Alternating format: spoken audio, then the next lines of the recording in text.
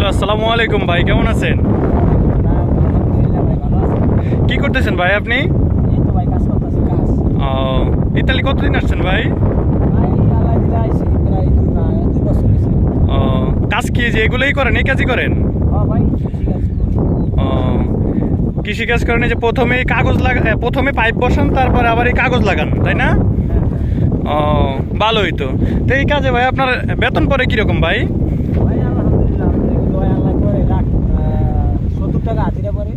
70 euro.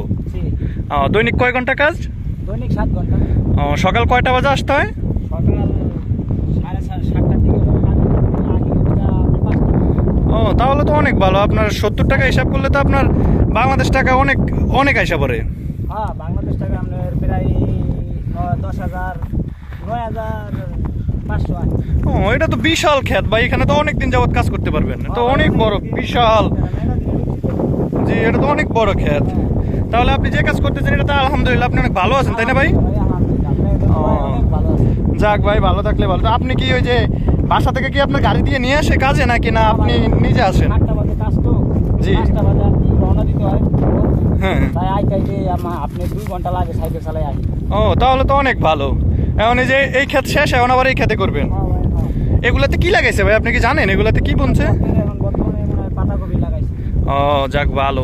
তাহলে ভাই যদি নতুন লোক আসে তাদের জন্য আপনি কোনো মানে ভালো কোনো সংবাদ দিতে পারবেন? ভাই নতুন লোক আইলে কাম করতে পারবো, এখানে কামের কোনো অভাব নাই। হুম।